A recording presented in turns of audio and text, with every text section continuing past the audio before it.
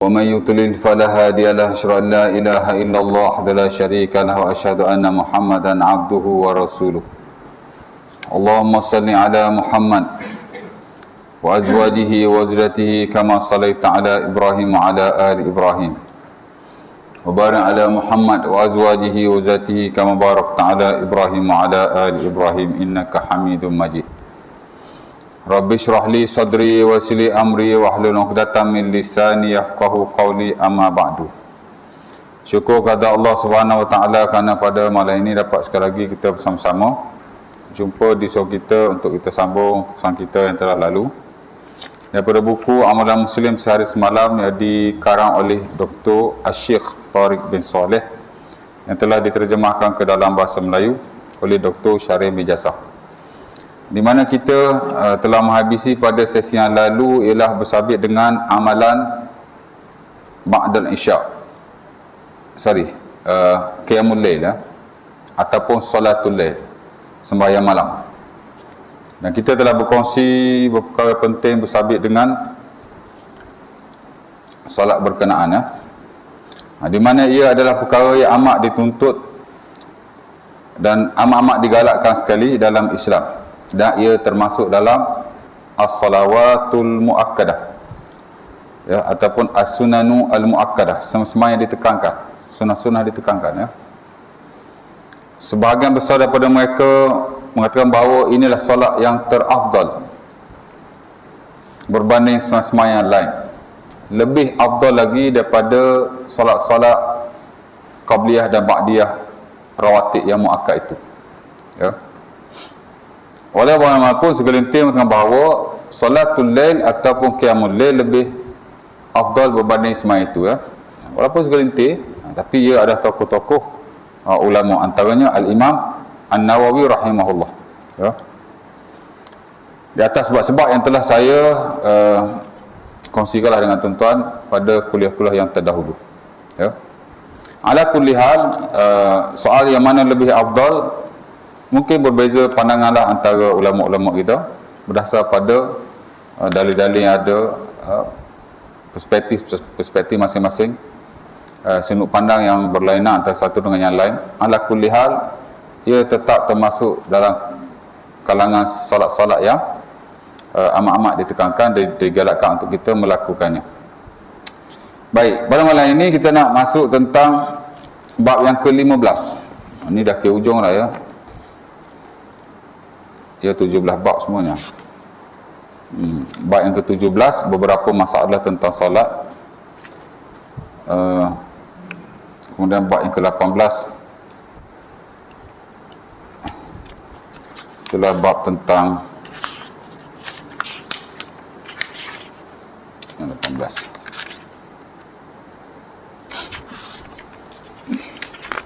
Sejuk oleh ni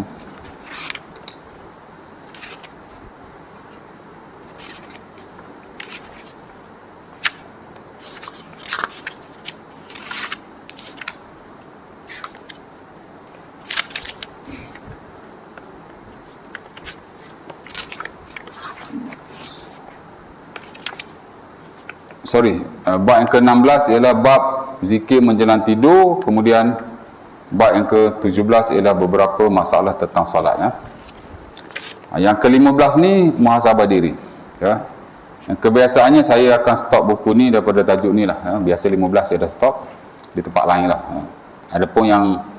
Adapun bab 16 dan ke-17 saya tak baca lah, pasal zikir menjelang tidur saya dah pernah kongsikan dulu. Begitulah dengan permasalahan dalam solat ni, kebiasaannya ada beberapa perkara yang saya telah kongsikan dengan tuan-tuan tentang semasa sunat saya nak buat Cuma kalau tuan-tuan ada persoalan-persoalan boleh tanyalah baik. Jadi kira tajuk ni tajuk terakhir kita lah muhasabah diri. Sebagai kesimpulan daripada semua tajuk-tajuk yang telah kita kongsikan di sini, saya tak ingatlah berapa tahun saya mengajar di sini, tapi bermula daripada bab yang pertama itu, amalan bangun daripada tidur, kemudian satu bab pada satu bab qada hajat kemudian wudu, kemudian qabliyah subuh, kemudian solat subuh berjemaah, after that wirid selepas subuh dan selepas solat secara keseluruhan, after that amalan berzikir sehingga naik matahari, ya. Mana after subuh tu kita duduk zikir kepada Allah, naik matahari, kemudian kita kongsikan sembahyang duha dan isyraq juga. Kemudian sampai tengah hari, amalan tengah hari, masuk waktu zuhur, qabliyah zuhur, fardu zuhur, and then ba'diyah zuhur, kemudian amalan pada waktu asar, ya, qabliyah asar. Lepas tu saya kongsikan juga tentang pendapat ulama berkaitan sembahyang ba'diyah subuh, ba'diyah asar macam mana. Kemudian masuk maghrib, sebelum maghrib apa yang kita nak kena lakukan, solat maghrib, after maghrib, ba'diyah maghrib, dan mungkin ada perkara yang boleh kita lakukan antara maghrib dan isyak. Ya, kemudian yang terdekat tu hari tentang sembahyang isyak, qabliyah isyak, ba'diyah isyak, dan yang last hari tu saya ingat 3 atau 4 kuliah tentang selepas isyak lah, bersabit dengan ba'diyah isyak dan qiyamul lail ataupun salatul lail, lah. Baik, yang dikira sebagai last lah yang kita lakukan dalam satu hari sebelum nak masuk subuh balik. Kalau masuk subuh balik, mula-mula balik dulu lah. Kelas kita qiyamul lail lah, ya. Cuma buku ni sepatutnya dia bincang tentang zikir sebelum tidur, sebelum qiyamul lail, tapi dia bincang pasal qiyamul lail dulu, ya. Tapi saya dah sentuh dulu sebelum qiyamul lail tu tentang apa yang kita perlu lakukan sebelum kita tidur, ya. Tak banyak. Itulah berzikir kepada Allah Subhanahu Wa Taala. Ada tak sembahyang khusus sebelum kita tidur? Tidak ada. Kalau ada pun hanya sembahyang witir, yang mana Rasulullah SAW menggalakkan sahabat supaya melakukannya before tidur. Tapi dia bukan sembahyang untuk tidur, ya tak? Ada lah, tapi itu witir. Witir boleh saja dilakukan before sleep and after sleep. Before sleep harus, tapi after sleep, that means bila kita bangun untuk qiyamul lail atau salatul lail, itu lebih baik, ya. Tu ada yang dikaitkan dengan sebelum tidur, sembahyang witir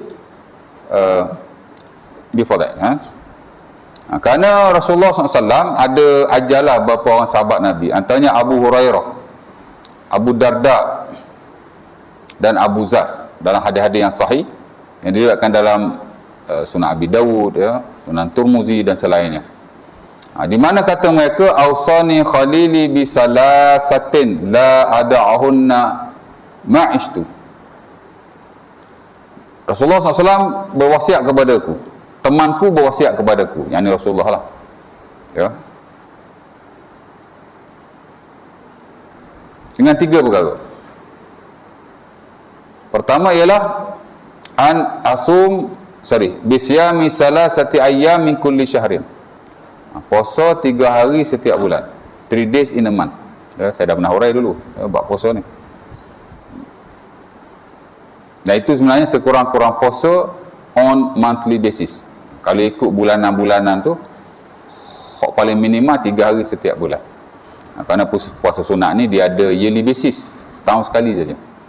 Puasa Ashura, puasa Tasu'a, puasa hari Arafah, puasa Syawal, puasa 6 Syawal. Itu yearly basis, mana setahun sekali lah, ya. Dia tak ada tiap-tiap bulan benda tu. Yang kedua ialah monthly basis. Every month kita digalakkan melakukannya. Inilah 3 hari setiap bulan, ya. Boleh di tengah bulan yang disebut sebagai puasa putih, ya, siyamu al-bait, puasa putih. Sebab waktu tu sebab waktu tu bulan purnama, betul tak? Dia panggil lah puasa putih. Boleh juga di hujung bulan yang disebut sebagai siyam ayyamisud, ya, ataupun siyamisud, puasa hitam, merujuk kepada waktu bulan gelap. Hujung bulan kan bulan gelap, tengah bulan bulan cerang kan. Yang bulan terang tu panggil puasa putih, yang bulan gelap tu disebut puasa hitam. Boleh berlaku, ya.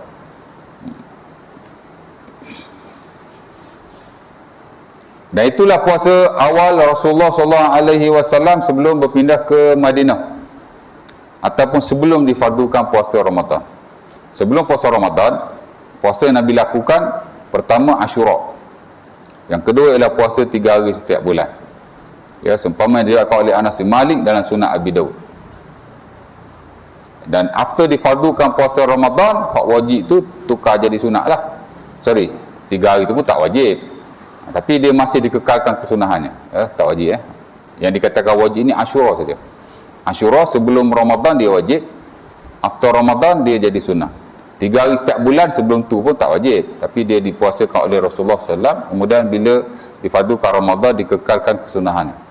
Itu paling kurang lah 3 hari setiap bulan. Kemudian satu lagi ada puasa daily basis, hari-hari ya. Satu lagi dipanggil weekly basis, mingguan lah.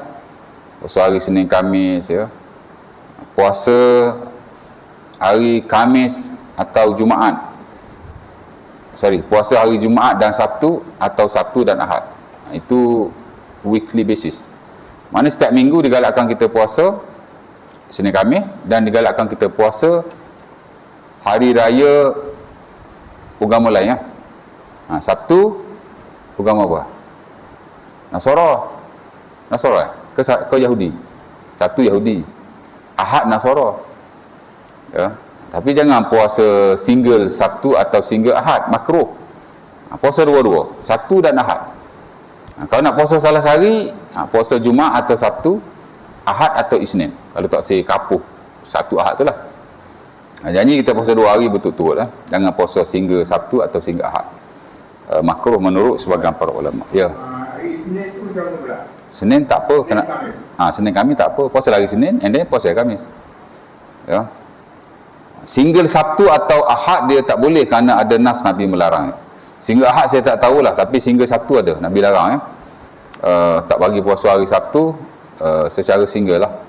Jadi hari Sabtu boleh puasa, tapi sekali dengan hari Jumaat, ataupun hari Ahad sekali dengan hari Sabtu.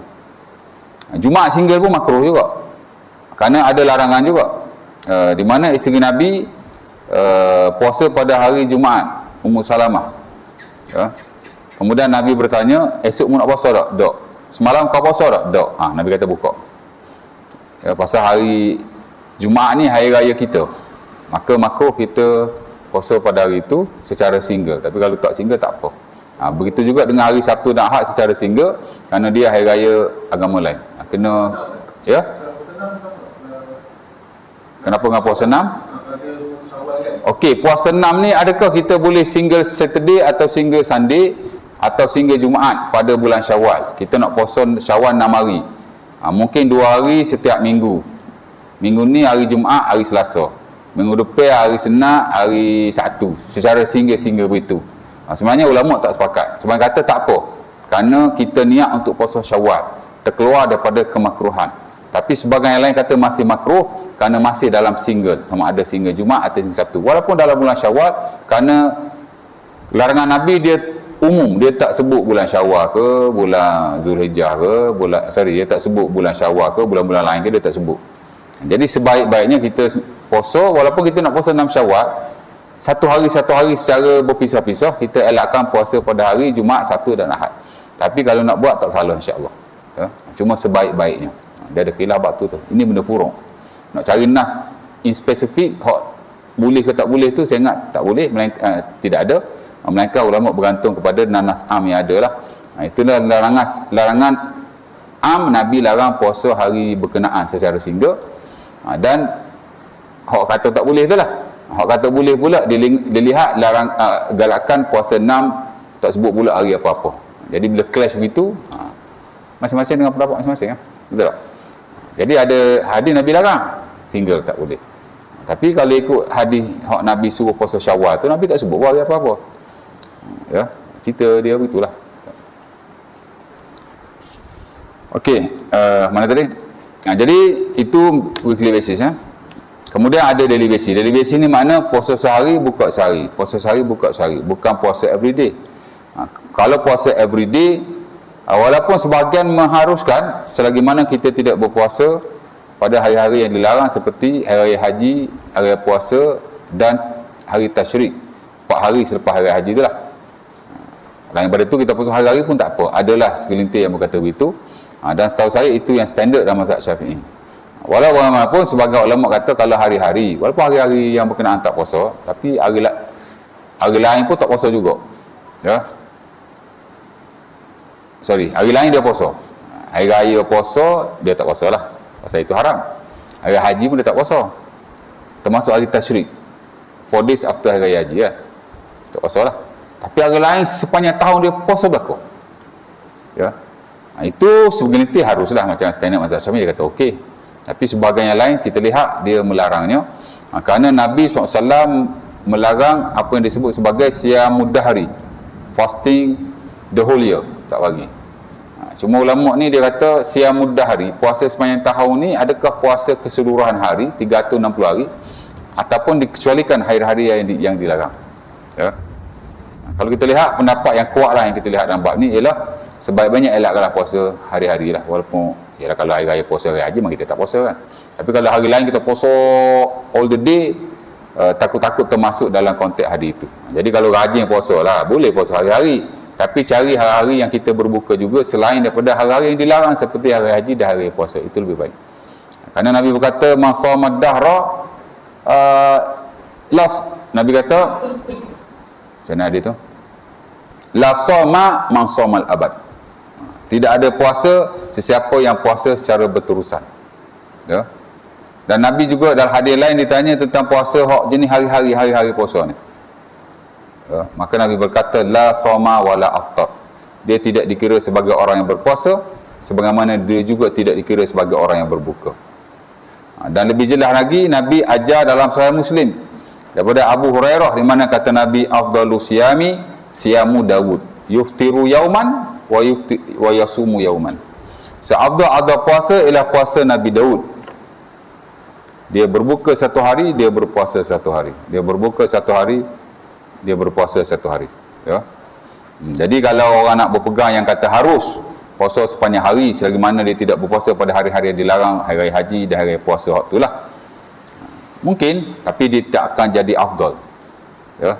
Kerana Nabi telah naskan yang paling afdal ialah berbuka sehari, puasa sehari, buka sehari, puasa sehari. Ya. Kalau rajin sangat lah nak puasa, tak tahulah siapa kan. Dan memang ada sahabat yang berpuasa hari-hari. Ya.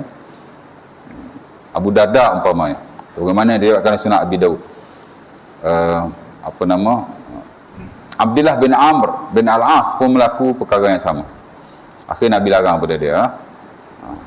Abdullah bin Amr, mula-mula Nabi kata puasa sebulan sehari ya. Aku boleh puasa banyak lagi. Kan? Nabi kata sebulan 3 hari ya. Aku boleh puasa banyak lagi. Nabi kata kalau begitu puasa sehari, buka sehari. Puasa sehari, buka sehari. Ya. Itu yang the best lah. Ya. Baik. Ya. Orang dulu banyak mengamalkan dengan puasa 3 bulan. Puasa apa? Puasa 3 bulan. Puasa apa tu? Puasa apa tu? Tahulah. Tak pernah dengar pun. Dulu dia kan sebelum Ramadan, dia kata Okey. Sahabat Ramadan 3 bulan. Okey, lepas tu? Dia nak mengatakan Okey, puasa sebelum Ramadan dia puasa Rejab, lepas tu Syaban sambung dengan Ramadan. In spesifik tak ada lah. Puasa 3 bulan termasuk Rejab dan Syaban sambung dengan Ramadan, tak ada. Tapi berpuasa pada bulan-bulan itu digalakkan. Puasa bulan Rejab memang digalakkan oleh sebahagian besar para fuqaha. Begitu juga dengan puasa Syaban. Hatta Aisyah radhiyallahu taala anha sebut, Sahih Bukhari atau Muslim, tidak ada puasa yang Nabi berpuasa lebih banyak selain Ramadan melainkan Syaban. Nak puasa tak salah, tapi kita nak kata puasa 2 bulan lepas tu sambung pula Ramadan, this is the best fasting, inilah puasa terbaik. Tak boleh. Tapi nak puasa tak salah, tapi dia tak boleh ada kepercayaan begitu. Ada yang berarti puasa bulan Ramadan, dia melakukan Apa? persetubuhan. Apa? Bersetubuh dalam bulan puasa, dia kata membayar denda macam 2 bulan. Tak boleh. Okey. Kenapa? Itulah. Itu kafarah. Itu kafarah bila bersetubuh di siang hari. Memang ada kafarah puasa 2 bulan berturut-turut. Itu kafarah dia, pertama memerdekakan hamba. Kalau tak mampu puasa 2 bulan berturut-turut. Kalau tak mampu lagi, memberi makan pada 60 orang fakir miskin. Itu hadis Bukhari dan Muslim pada Abi Hurairah, di mana ada sahabat memang dia melakukannya lah, dan Nabi suruh kafarah tu lah. Dia kena qada satu hari, kemudian dia kena puasa, dia kena buat kafarah itulah. Qada tu tetap kena qada lah, tapi dia kena buat kafarah tu ikut dia punya sequence, tertib dia tu lah. Memerdekakan hamba, puasa 2 bulan berturut-turut, ataupun memberi makan lah. Tengoklah dia mampu macam mana, tapi itu dia punya tertib dia, one by one. Tak sama lain tu. Ya. Jadi nak puasa tak ada masalah. Ya. Tapi tak ada apa-apa kelebihan-kelebihan tertentu, ataupun nak kata puasa begitu ni amat digalakkan ke sunnah ke macam mana, tak ada. Ya. Kalau orang keliru bab tu lah, apa salah puasa je pun, bukan masalah puasa. Puasa pun kalau kita cuba buat benda-benda macam tu, dia tak boleh. Ya tak? Ya. Seolah kita nak tunjukkan ini sunnah secara spesifik. Puasa 2 bulan berturut-turut sebelum Ramadan. Campur 2 tu jadi 3 bulan. Ya tak? Macam ada kelebihan pula di situ, tak ada. Tapi nak puasa tak salah. Tak ada. Ya.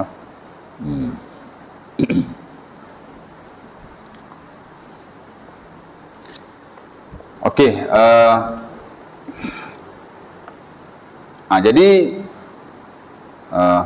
Kak Ana tadi lupa sebelum puasa ada cerita pasal apa? Sebelum puasa Ana cerita pasal apa tadi? Bismillah.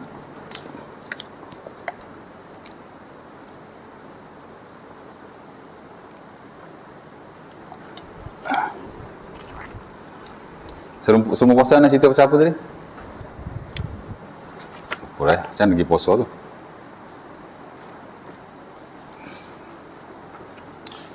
Okey, baik. Jadi kita dah bincang semua, dan kesemua itu dia merujuk kepada amalan Rasulullah sallallahu alaihi wasallam. Rutin Nabi buatlah dari sudut ibadah. Walaupun rutin Nabi ni berbeza-beza setiap hari, kerana Nabi ni bukan hanya seorang Rasulullah. Nabi seorang suami kepada isteri lebih daripada 4 orang. Betul tak? 11 orang isterinya. Ya. Tu kalau tak dicampur lagi yang Nabi ceraikan, ada yang Nabi ceraikan ya. Tapi bila Nabi wafat, Nabi meninggalkan 11 orang isteri. Jadi of course lah, rutin baginda dari sudut seorang suami tak sama lah. Ya tak? Mungkin seorang suami, mungkin kalau isteri seorang, rutin dia lagu lain. Isteri 2 orang, rutin dia lagu lain pula, sebagai seorang suami. Of course lah baginda 11 orang isteri. Ramai kan? Baginda juga adalah seorang imam solat. Hari-hari jadi imam. Hari-hari jadi imam. Ya. Di masjid baginda. Masjid Madinah. Dan tidak ada imam yang lain jika baginda ada pada waktu itu. Ya. Tak adalah kata Nabi imam nombor 1, Abu Bakar imam nombor 2 ke, Umar imam nombor 3 ke, tak ada. The Prophet was the only imam. Hanya baginda seorang saja imam. Ya. Kita ada berapa imam? Ada masjid surah sampai 5 imam. Hebat kita tak? Tapi kadang-kadang ada kes, tak ada imam juga. Jemaah lain nak jadi. Imam banyak kuliah. Betul. Sebab tu dulu awak nak lantik jadi imam. Mana tak nak. Sana selalu keluar-keluar bila masa nak jadi imam. Ya tak? Masjid baru 90 dulu. Sebelum anak jadi Timbalan Nazir kan. Dia pun nak lantik anak jadi imam tu. Tak mau kan. Kalau jadi imam tak ke mana anak. Ya tak? Kita masa tu walaupun tak mengajar full time lah. Mana tak banyak juga tiap malam ni. Tapi tak lagi atau ni. Lepas tu bila cuti kita nak balik kampung macam mana? Susah. Tak payah. Dah lah tak nak jadi imam, dia mau jadikan Timbalan Nazir pula dah. Apa Timbalan Nazir dia bebas sikit je tak? Ya.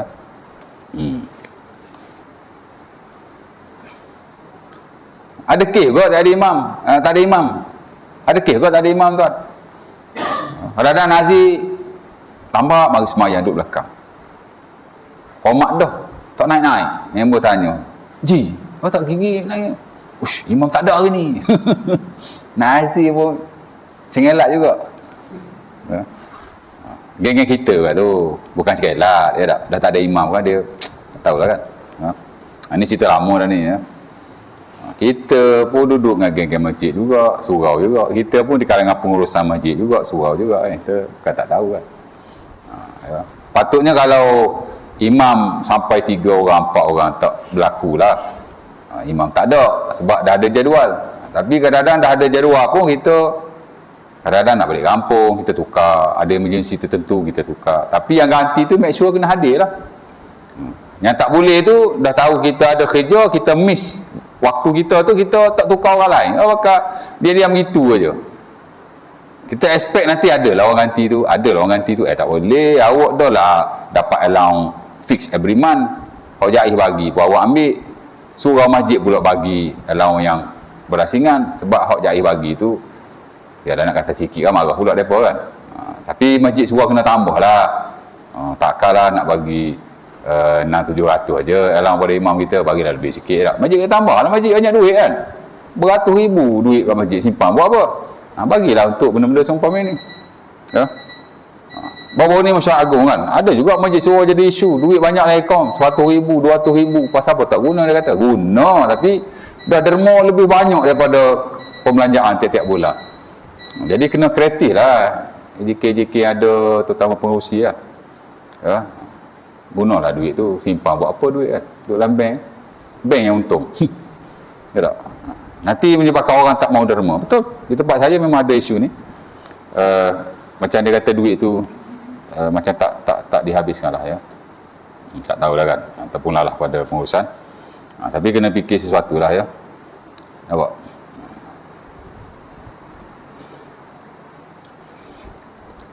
Isyak lah. Kejap isyak lah. Azan lah. Azan tak? Tak nak azan? Tak nak azan biar. Okey, baru 25 minit, 27 minit. Oh, azan tu. Oh, lewat kita start dia. Pasal kunut nazilah panjang. Okey. Jadi tengok Rasulullah SAW, dia jadi imam seorang-seorang dia je. Tapi tak pernah ada kes baginda miss sebagai seorang imam. Kecek bab imam, mari lalu dah imam. Kau tahu-tahu kita kecek bab dia. Ya.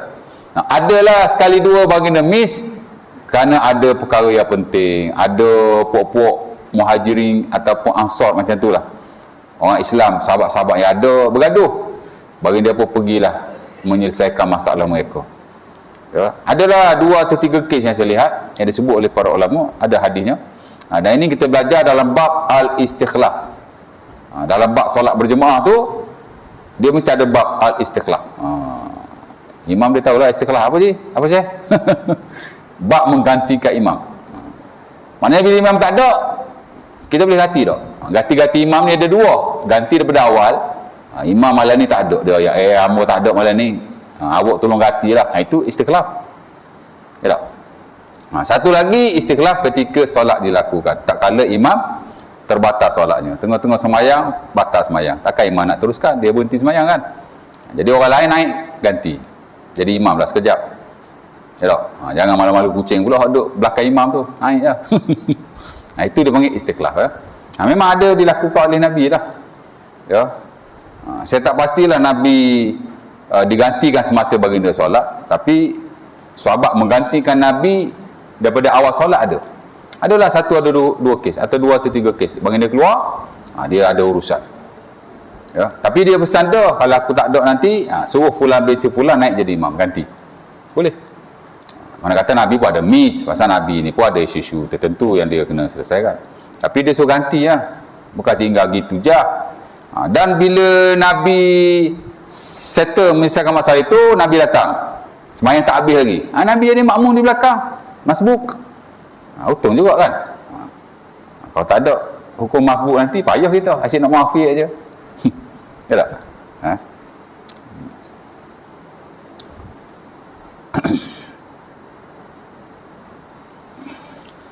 Dan ketika baginda sakit, baginda sakit memanglah Abu Bakar ada kes dia jadi imam ya. Dan begitu juga ketika Nabi SAW keluar untuk berperang. peperangan kan. Pasal zaman Rasulullah ni ada 20 lebih peperangan. Ya, hak besar-besar lah. Ya. Jadi masa tu memang Nabi tak ada imam lah ya. Mungkin digantikan oleh orang lain. Tapi nak cerita begitu. Ya. Nabi juga seorang pemimpin negara. Mestilah rutin seorang pemimpin tidak sama. Betul tak? Oh, banyak kerja jadi pemimpin ni. Nak pemimpin negara. Yalah, memang Madinah ni bukan besar mana pun. Tapi ke busy juga. Ya. Dan baginda juga ada portfolio yang lain. Baginda jadi qadi. Orang ada masalah suami isteri, jumpa Nabi. Ya tak? Suami aku ni ya, ilak aku. Macam mana? Tahu ilak? Tak tahu. Tak pas pada air tu. Nikah 30 tahun dah. Suami aku ataupun isteri aku nak khuluk. Tahu khuluk? Tak tahu belaka ni. Kena buat fiqh pernikahan pula sini. Habis buku ni ajar fiqh nikah dulu lah, Syekh. Ada fiqh pernikahan sini, Syekh? Ada tak? Dia ajar sampai mana dah? Ha? Yalah, sampai mana lama tu? Oh, dah lama khuluk ilat dah tak sampai lagi. Lepas dah? Oh, tahulah, ada idea. Nanya ni. Ya. Suami aku ceraikan aku. Jadi jumpa Nabi belaka tu. Nabi qadi. Ya. Dan of course lah petikan-petikan yang lain yang melibatkan harta. Ada member tu dia ada tanah dan dia usulkan tanah itu. Ya. After few years, dah bertahun dah dia uruskan tanah tu. Tanah tu dia duk cucuk tanah apa gitu ni. Tiba-tiba mari orang lain ngaku tanah dia. Tanah aku ni. Jumpa Nabi. Ya. Nabi kata dia kindi dengan Hadrami ya. Satu orang daripada Kindah, satu orang daripada Hadramaut. Ya. Seumpama dia kalau sunat Abi Daud, bila kita belajar bab saksi sumpah dia, biasa hadis tu dia ada di banyak tempat lah. Jadi dia dakwa ni tanah aku ni. Nabi kata dah mu kata tanahmu, mari sini bukti ya. Alaka bayyinatun? Qala la. Nabi kata kepada pengusaha tanah itu, falaka yaminuhu. Ya. Maksudnya kalau kita dakwa sesuatu, kita kena bawa bukti. Kalau kita tidak ada bukti, orang yang didakwa mesti bersumpah. Itu kaedah dia. Dalam bab harta lah. Bab jenayah tak terpakai. Mungkinlah ada slot tertentu. Tapi biasa diguna pakai bab ni dalam bab harta. Pasal zaman dulu mana ada documentation. Tanah mana ada geran, Syekh. Ya tak? Jadi kalau orang mendakwa sesuatu, dia mesti buat bukti lah. Mu kata ni tanahmu, mana bukti? Saksi ke? Apa-apa, tulisan ada lah, boleh buat juga lah. Tapi dah dia tak ada. Bukan kata tak ada dokumentasi langsung. Nabi ada kalanya bila dia buat urusan-urusan muamalat tertentu, jual beli dan seumpamanya, Nabi ada surat juga buat wasiat dan seumpamanya. Jadi dalam bab ni pun dia tak ada apa-apa. Nabi kata kalau awak tak ada bukti, orang yang didakwa mesti saksi, mesti sumpah. Kalau dia berani sumpah, teruslah harta tu dia pegang. Tapi kalau dia tak berani sumpah, walaupun member ni tak ada bukti, dia pergi kat member ni pula. Tapi awak nak sumpah, awak kena berani ya. Kalau awak sumpah, awak nipu, nanya awak. Ya tak? Boleh sumpah? Saya bersumpah. Dia bersumpah. Aku bersumpah ni tanah aku. Habis ya? Jadi member tu kata, mana boleh main sumpah-sumpah begini ya Rasulullah? Innahu rajulun fasik. La yubali bima yahlif alaih. Dia ni bukan kira mana sumpah-sumpah, tak boleh makan ya Rasulullah. Nabi kata tidak ada benda yang boleh kita buat lebih daripada ini melainkan bersumpah. Ya. Macam li'an lah, ni'am macam tu juga. Kan? Pernikahan jumpa sampai li'an dah. Suami tuduh isteri berzina, patut dia kena bawa bukti, saksi 4 orang. Tapi kalau dia tak ada bukti, tak ada saksi, tak apa, dia kena bersumpah. Tapi tak boleh lebih daripada itu. Macam ada sahabat Nabi tu kan, Hilal bin Umayyah, dia tuduh bini dia berzina. Dia tengok sendiri. Mu tengok tak tengok, mu kena bawa mai saksi. Kalau mu tak ada bukti, tak ada saksi, mu kena bedal 80 kali. Tapi dia tak ada bukti. Akhirnya Allah Ta'ala turun, kena sumpah je lah. Dia panggil di'an tu kan, sumpahlah anak. Suami sumpahlah anak isteri, isteri sumpahlah anak suami. Ya. Tapi setakat tu je lah. Kalau dia berzina betul pun, itu dia dengan Tuhan. Sebab tu bila dah habis li'an tu, Nabi kata pada sahabat dia, mu tengok nanti perempuan ni kalau dia beranak nanti, pasal perempuan tu mengandung. Kalau dia beranak nanti, mu tengok anak begini, dia kepunyaan penzina tu lah, lelaki tu, nama Syarib bin Sahma. Beranak, butir-butir Syarib bin Sahma. Kalau ikut, dia zina lah kan. Tapi pasal apa Nabi tak ambil tindakan apa-apa? Pasal Tuhan suruh je. Lebih tu kerja dia. Ya. Lepas tu Nabi kata, laula kitabullah lakana baini wa bainahu sya'nun. Kalau telah tidak disebabkan dengan kitab Allah, Allah Ta'ala suruh stop sampai sumpah saja, nescaya aku akan lakukan sesuatu ke atasnya. Kata para ulama, mungkin Nabi akan buat balik, Nabi akan rejam dia lah. Nak cerita gitulah kan. Ya. Nak cerita Nabi qadi lah. Macam-macam pertikaian.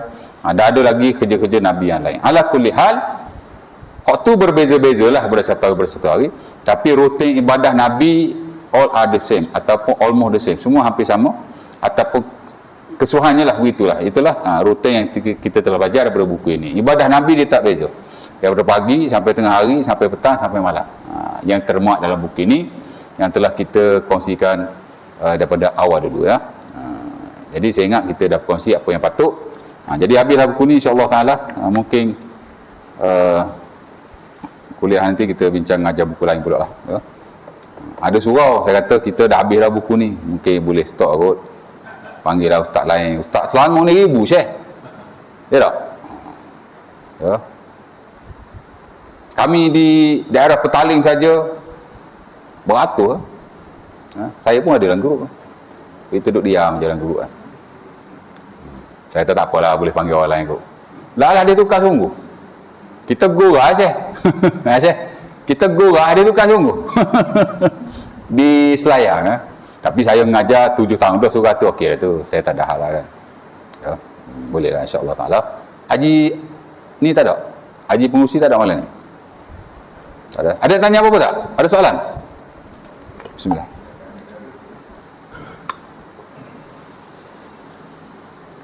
Kalau tak ada, kita berhenti setakat ni dulu. Apa yang baik itu datang daripada Allah SWT, apa yang tak baik datang daripada kelemahan kita semua. Dan mudah-mudahan kita telah berkongsi apa yang baik lah, insyaAllah. Dan kalau ada apa-apa kemusykilan dan persoalan, boleh saja tuan-tuan tanya selepas daripada ini. Dan mudah-mudahan kita jumpa lagi lah pada masa akan datang. Aku Lukur Hazar, Assalamualaikum warahmatullahi wabarakatuh. Kita tutup majlis kita dengan tasbih kafarah. Subhanallah, alhamdulillah.